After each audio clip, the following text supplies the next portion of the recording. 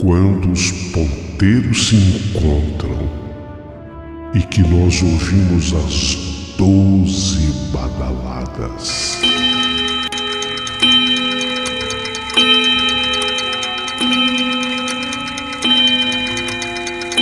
A hora que se anuncia é meia-noite.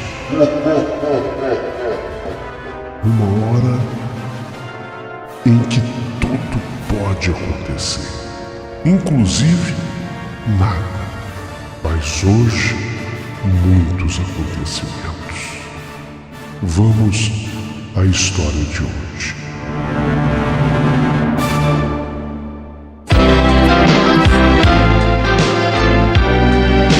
Rádio Emoção, Paulinho Boa Pessoa. A verdade de cada um.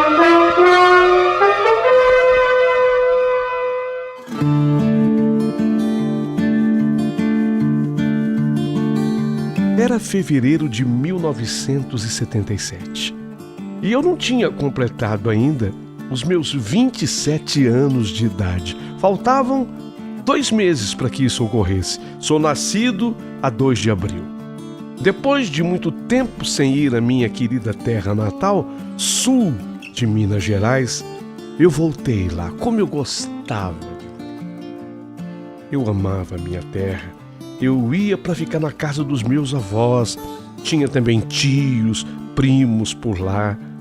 Naquela época, nossa, a cidade é tranquila ainda hoje, mas naquela época era mais tranquila ainda e muito conhecida mesmo pela sua excelente água.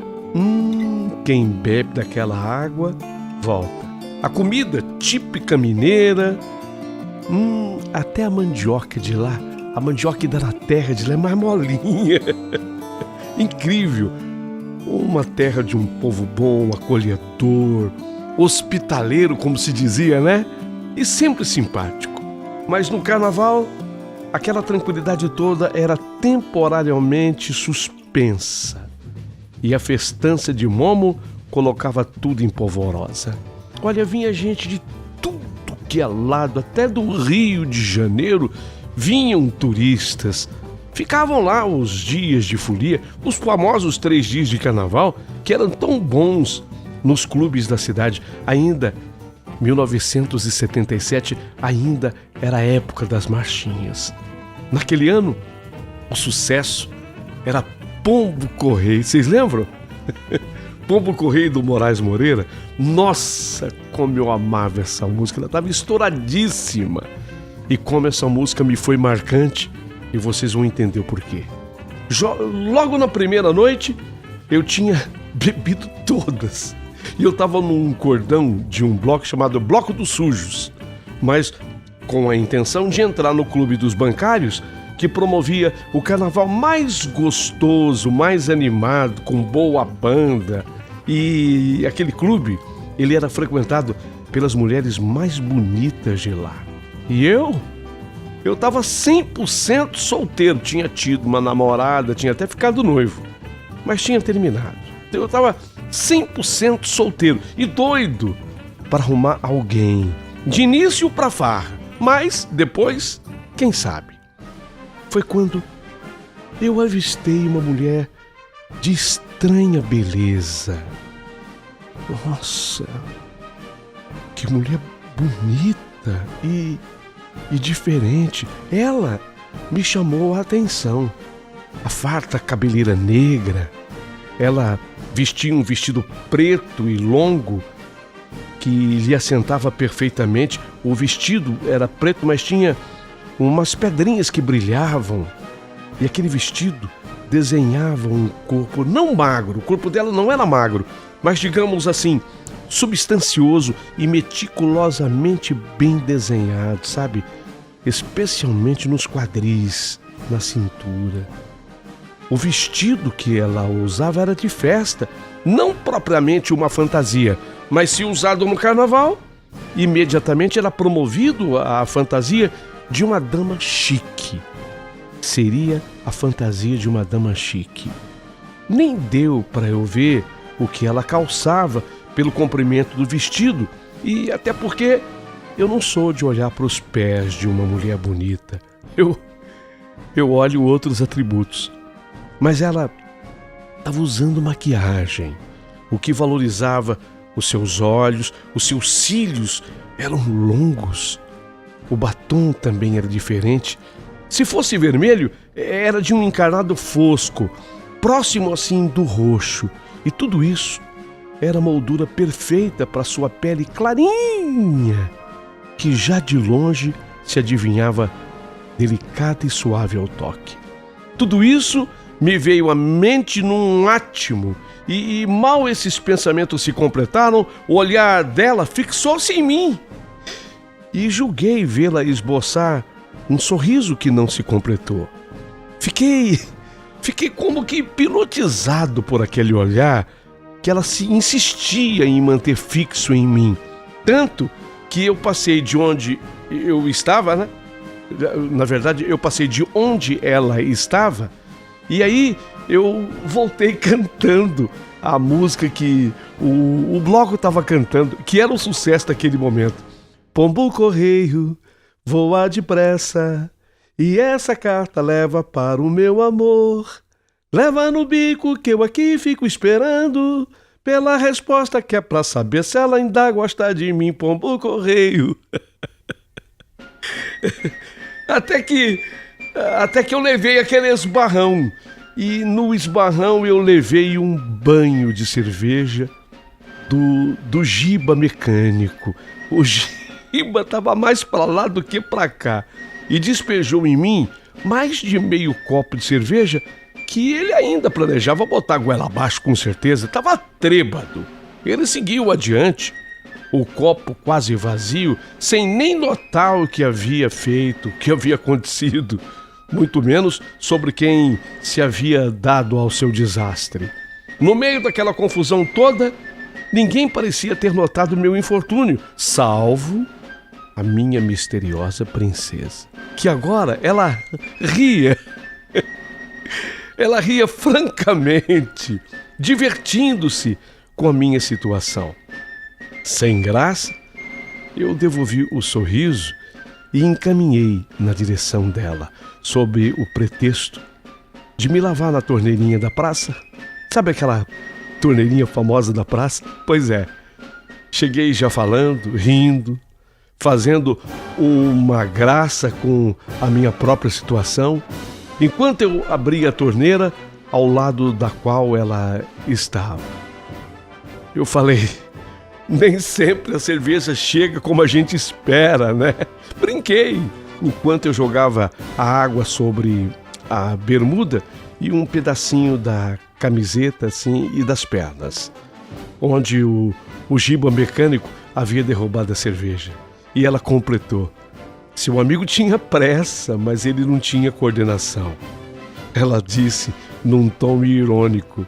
Eu adorei aquele humor dela, simples, sofisticado. Só de perto é que eu pude então perceber que ela não era mais nenhuma menina, nenhuma criança. Ela devia estar na casa dos 30 e alguma coisa. 35, por aí. O que era incrível, porque ela tinha uma pele lisinha, o que lhe dava jovialidade, independente da idade. Eu nunca havia visto nada assim. Fiquei curioso, puxei mais conversa. Papo vem, papo vai. Fiquei sabendo que ela era de lá, da cidade. Não morava mais lá e já fazia bastante tempo. Conversamos bastante, mas fiquei sem saber como ela se chamava. Ela não me falou o nome dela, mas de jeito nenhum. Por mais que eu insistisse, assim mesmo, convidei-a para bebermos algo e saímos caminhando ao acaso. Foi quando eu a convidei para entrar comigo no clube dos bancários. Mas aí ela recusou de maneira educada, mas me deu uma deixa. É que eu prefiro conversar. Entendi que ela não queria entrar no clube, mas gostaria de continuar comigo.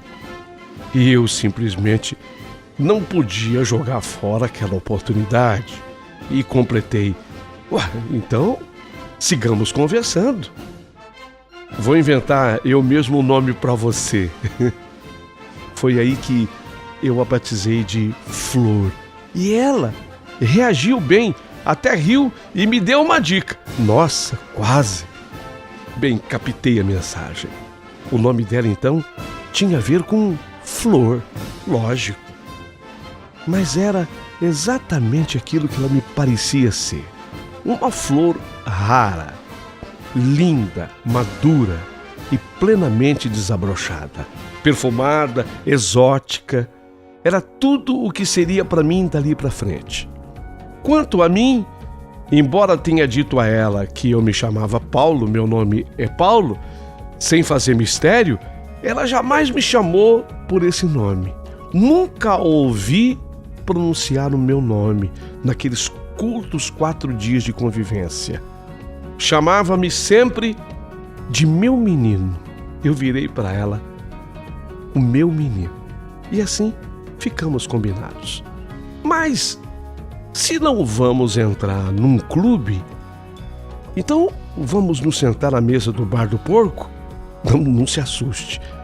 É que chamava-se Bar do Porco mesmo. É que ele servia torresmo e uma costelinha dos deuses. E aí virou Bar do Porco. Então vamos lá sentar no Bar do Porco. Ela disse que não queria se expor em público. Sendo assim, só tinha um jeito. Eu tinha deixado o meu corcel, não o cavalo, mas o meu carro. O meu carro era um corcel. Eu tinha deixado o meu corcel na frente da casa dos meus avós.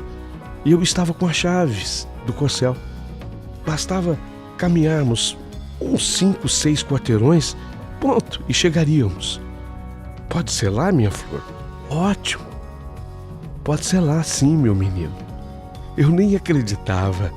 Eu fiquei imaginando tudo que poderia rolar dentro do meu corcel, que era charmoso o meu carro, porque ele tinha o teto de vinil pretinho, em contraste com a sua cor branca. Logo, ficou claro que nós estávamos atraídos um pelo outro. Atraídos? É modo de eu falar. Atraída estava ela. Eu estava simplesmente siderado, fascinado por aquela mulher linda e exótica. Eu não desgrudei dela durante todo o tempo do carnaval. Não sei se era o mistério que ela fazia, aliado àquela beleza toda tão incomum. O fato é que eu nunca havia conhecido uma mulher tão fascinante. E dentro do corcel, eu liguei o toca-fitas. Nossa, eu tinha cada fita com aquelas canções, aquelas músicas lindas de 1977, músicas da época. A minha fita preferida abria com Don't Go Breaking My Heart, do Elton John. Vocês lembram? Do Don't Breaking My Heart. Don't Go Breaking My Heart. Elton John. Nossa, era uma fita só de sucessos. Vez em quando, eu ligava o motor do carro para não descarregar a bateria. Porque aquele tempo era assim, sabe? Os carros ligavam o rádio, o toca-fitas, sem a chave estar ligada. Não precisava. Eram independentes. Mas de vez em quando você tinha que ligar o motor para não descarregar a bateria. Eu acho que nisso, na verdade, pouca coisa mudou. E tome beijos, abraços, 1000 loucuras. Ela ficava acesa comigo e ela me enlouquecia também, ponto de quase perdermos o controle. Mas quando chegávamos perto disso, do que eu imaginava ser, para mim, um amor inédito, coisa que eu nunca antes havia experimentado, então ela brecava, ela interrompia, ela recuava. Não, não, meu menino, não, meu menino, não. Não, ela dizia ofegante, como que num último esforço para nos afastar do que era, na verdade, o nosso maior desejo. Não, tira a mão daí, não. Você não quer? Quero, mas não. Não. Tá bom até aqui.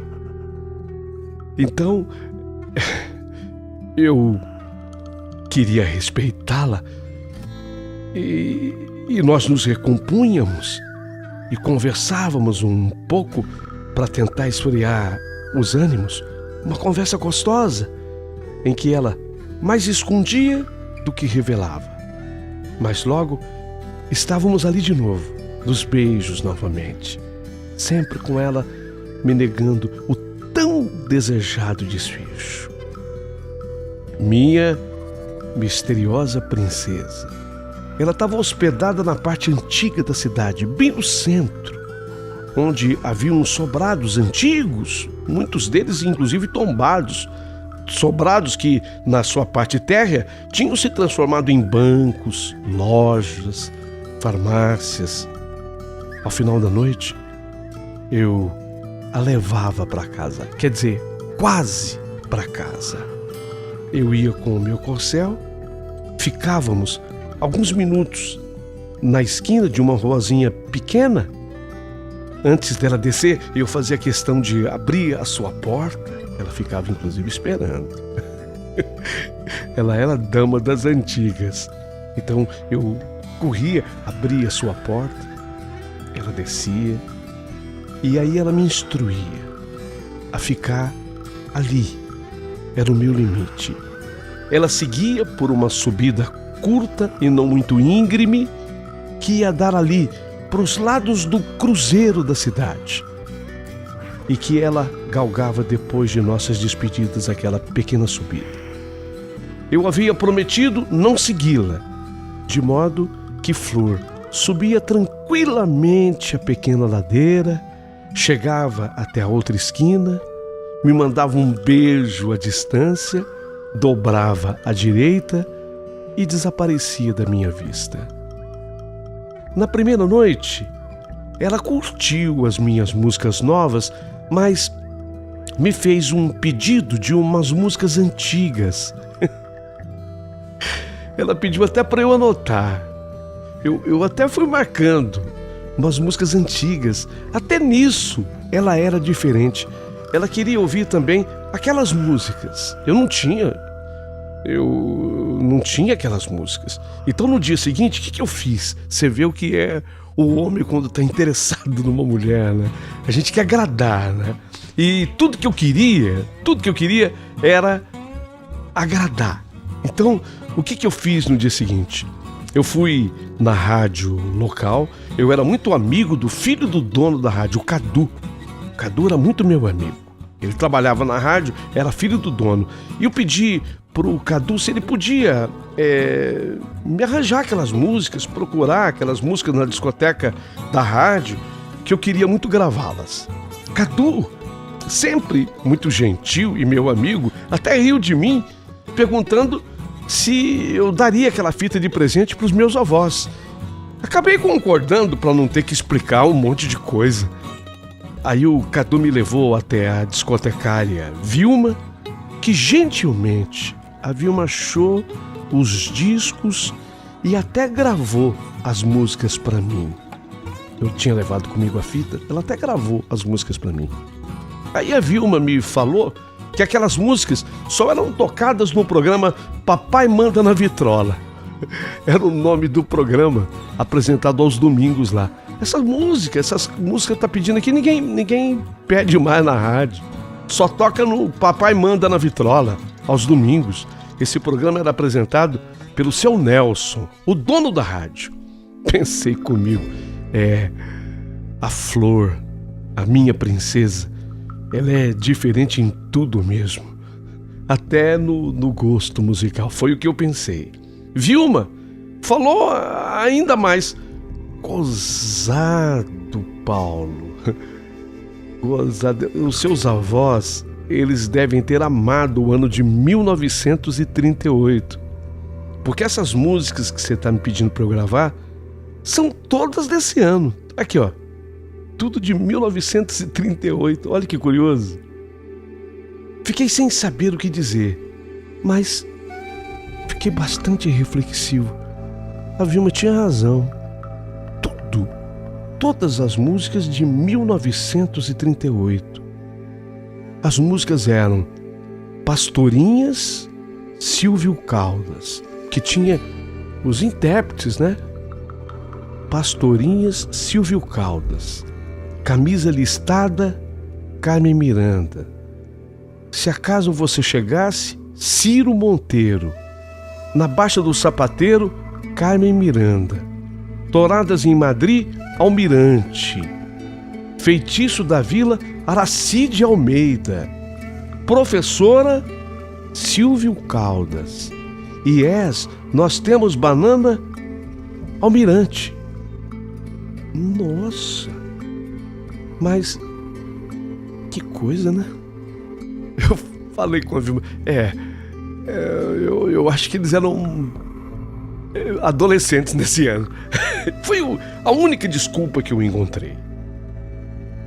Mas naquela noite, no meu corcel, a minha flor pôde então curtir tudo o que ela havia me pedido. Eu disse a ela: eu trouxe a tua fita. Ah, você tá brincando. Meu menino, você não fez isso. Falei, fiz. Aí eu coloquei a fita para tocar. Nossa, ela viajou. Ela ficou muito compenetrada em todas as músicas, mostrando tanta paixão ao ouvi-las. E as pastorinhas, para consolo da lua, vão cantando na rua. Nossa, ela ficou tão compenetrada. E assim foi durante aqueles 4 inesquecíveis dias de carnaval. Aos poucos começamos a nos apegar um ao outro. Eu queria tanto ficar com você, meu menino. Queria tanto, mas não posso. Quando ela dizia não posso, eu via nos olhos dela, na voz dela, puro abatimento. Eu não aguentava mais aquilo. Eu precisava saber mais alguma coisa sobre ela, onde ela se hospedava, qual era o verdadeiro nome dela, qualquer coisa. Então, com muito jeito, eu consegui extrair daquela boca formosa o nome da sua família. Meu menino, eu sou dos Antunes, família tradicional daqui. Nossa, do pessoal da antiga farmácia Antunes. Ela, esclarecendo que detestava os detalhes nessas informações, me falou: deixa pra lá, meu menino. Volta a fita que eu amei. Deixa pra lá. Volta a fita, por favor. Amo essas músicas. Sim, era maravilhoso. Tudo era maravilhoso, mas tudo também era extremamente misterioso. Fiquei pensando no que fazer com aquela informação que eu obtivera. Ela era dos Antunes. Dos Antunes. Eu sabia a área aproximada onde ela estava hospedada. Sabia agora o nome da família a qual ela pertencia. Sabia que ela tinha nascido ali. Agora, como eu ia juntar tudo isso? Talvez um velho amigo pudesse me ajudar. Não deu outra. Eu bati um papo com o Cabide. O Cabide, ele era um mulato magrelo alto. Ele vendia bilhetes de loteria. Ele era amigo de todo mundo na cidade. Todo mundo conhecia o Cabide conhecia todo mundo.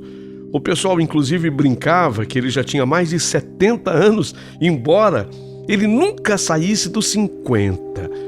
Na real, ninguém sabia a idade do Cabide. Ele, lógico, conhecia a família Antunes, mas nenhuma moça com a idade aproximada da Flor. Estranho. O cabide conhecia tudo e todos por ali. Se a família dela era da cidade, bem, o cabide deveria tê-la visto pelo menos uma vez. Mas o cabide me prometeu investigar e me falar depois o que descobriu.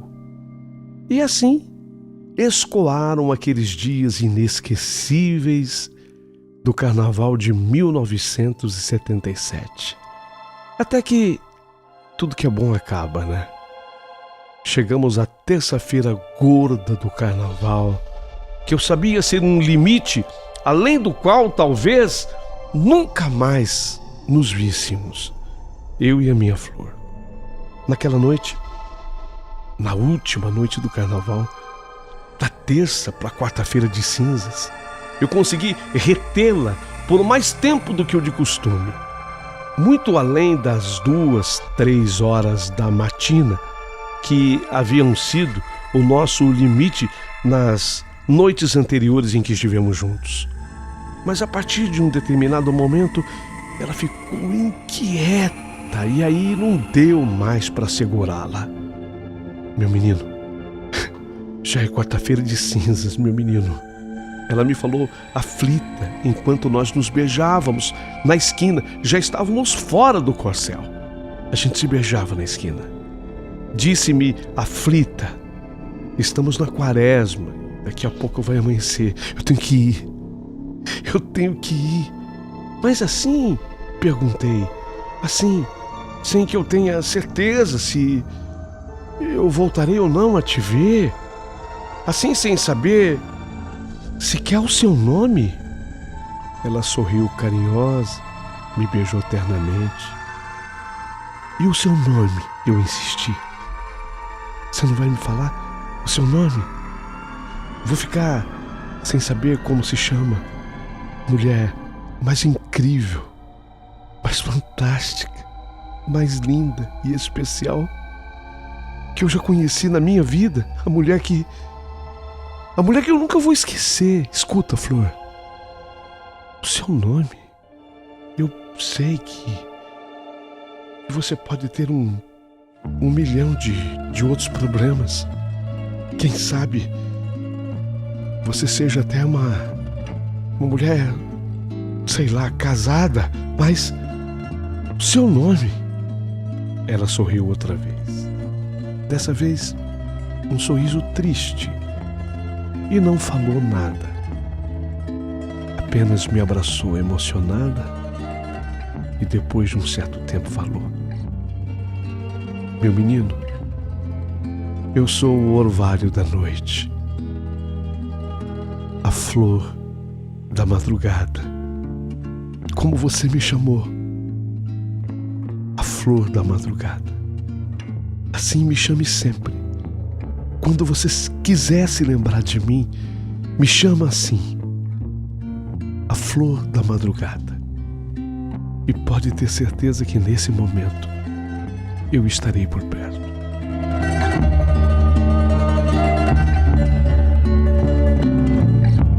A seguir, ela me deu um beijo suave nos lábios e me lembrou da minha promessa de não segui-la. Assenti em silêncio e a observei subir a curta ladeira como fez nas outras noites. Apenas desta vez ela se demorou um pouco mais. Na outra esquina ela ficou mais tempo também, olhando-me séria, um leve sorriso, e depois desapareceu dobrando à direita. Mas eu já estava de caso pensado, jovem ainda e rápido na corrida, e em alguns passos que mais pareciam saltos, eu já estava próximo à esquina onde ela sumia, e ali eu dobrei exatamente naquele ponto à direita. Para minha surpresa, nada. Nenhuma porta se fechando, nenhuma luz acesa. Nada. Absolutamente nada. Tudo em Silêncio. Nada que denunciasse a sua presença poucos segundos antes. Não é possível. Apenas o cruzeiro da cidade. A cruz erguendo-se silenciosa, apontando para o céu. Voltei desapontado e confuso e desci devagar a pequena calçada pela qual eu havia subido correndo momentos antes. Custei a conciliar o sono, pensando: meu Deus, quem é essa mulher? Quem é essa fantástica mulher por quem eu estou apaixonado é pouco, por quem eu estou fascinado. Fascinação, fascinado. Ao cair da tarde da quarta-feira de cinzas, lá estava eu, novamente no centro da cidade, diante de um copo de cerveja, no Bar do Porco, mas dessa vez sozinho, consciente de que minha amada não apareceria mais. Estaria ela ainda na cidade?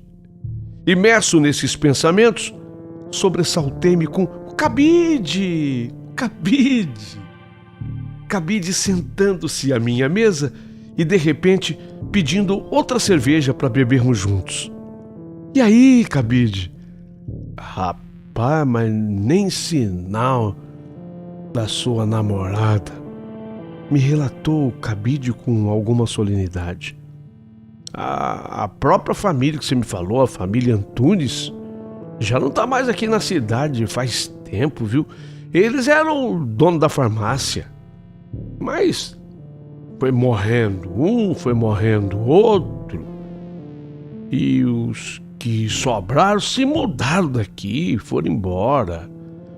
Eles até compravam bilhete da borboleta comigo. Eu lembro que eu ia lá levar para eles o bilhete da borboleta. Sempre que eu tinha uma borboleta na mão, não é o inseto, não, eu falo o bilhete.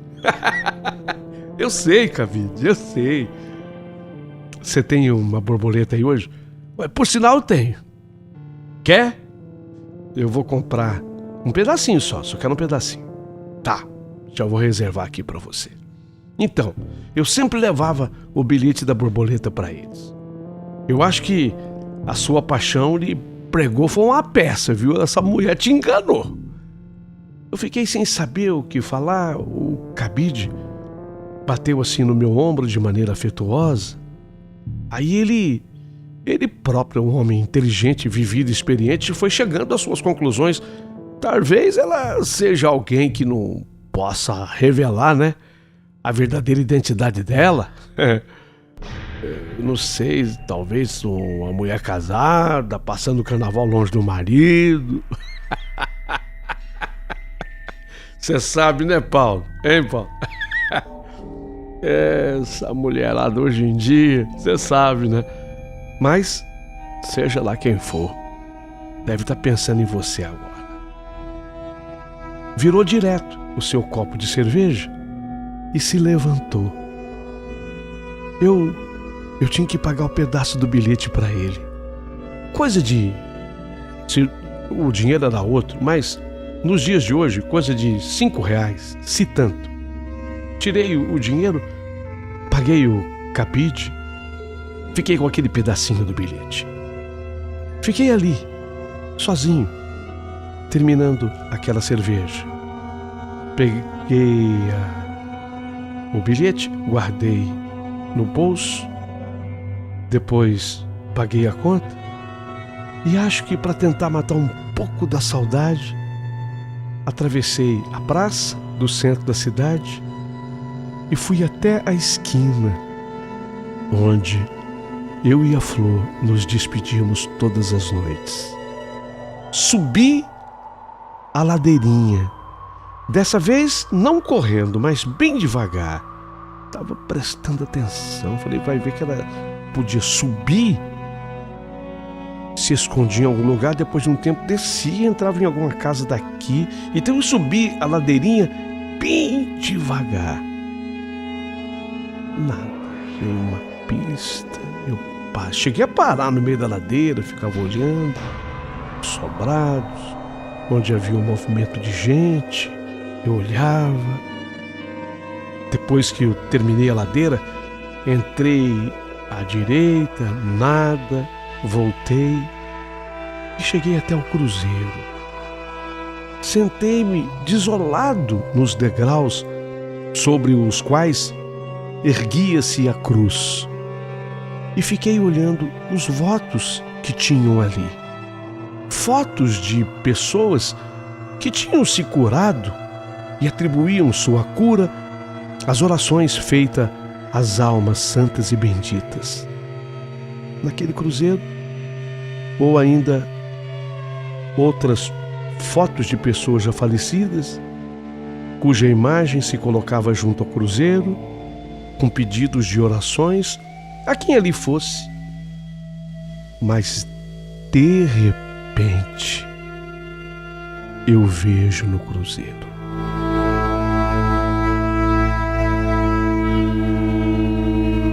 numa daquelas fotos, enquadrada numa moldura e protegida por um vidro. Aquela foto me chamou particularmente a atenção.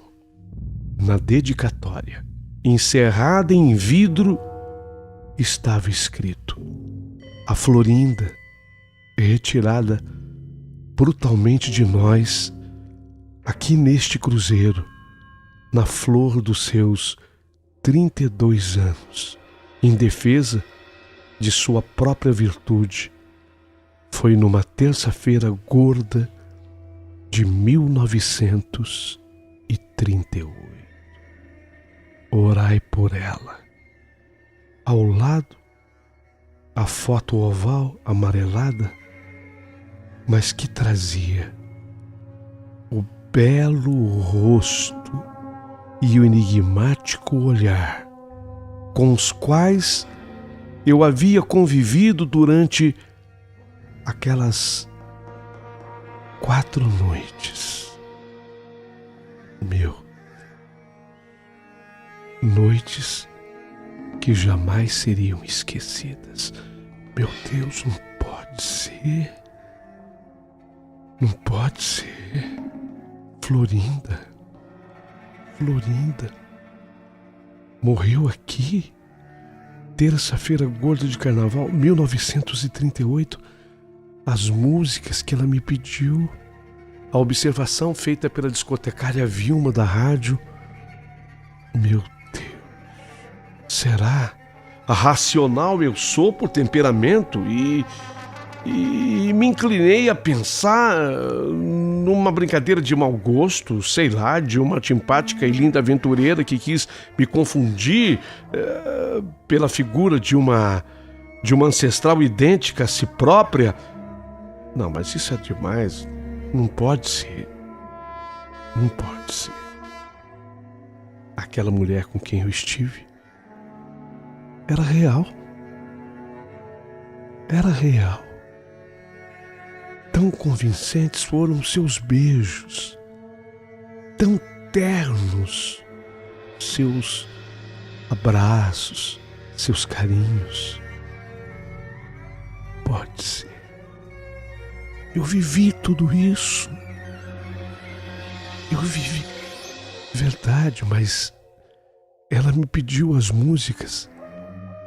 A Vilma da rádio me falou músicas de 1938, data que ela morreu. Meu Deus. Hoje, passado tanto tempo, tantos anos, sempre que posso, eu volto à minha cidade. Vou lá. E a cada vez que eu vou lá, a primeira coisa é ir ao cruzeiro da minha terra natal.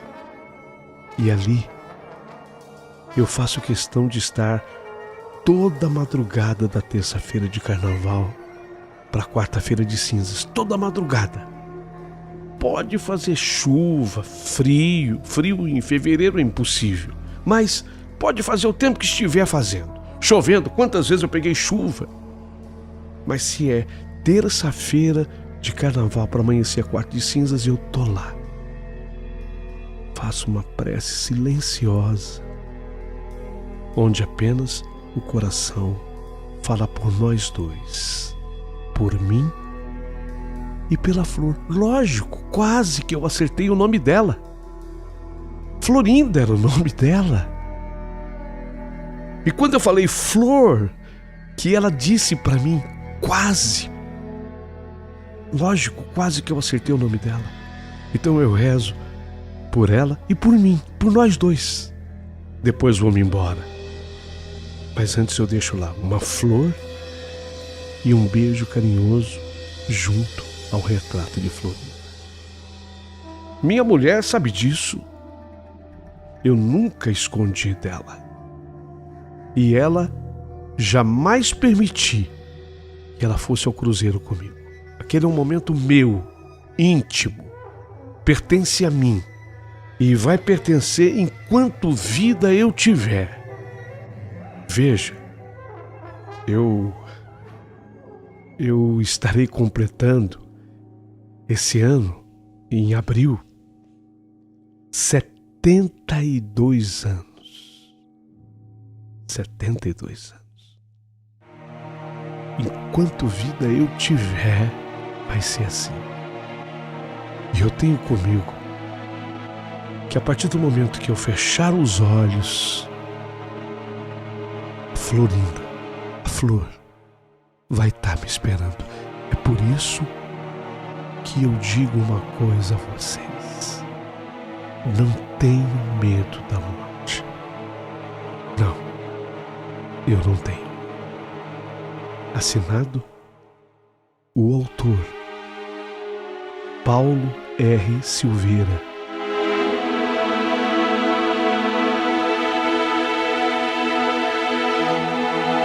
Gostou da história da meia-noite? É? Então deixa o teu joinha, é muito importante. Se inscreva aqui no canal, também é fundamental que você se inscreva agora. E se sobrar gentileza, mande um valeu pro Paulinho Boa Pessoa, porque ele merece.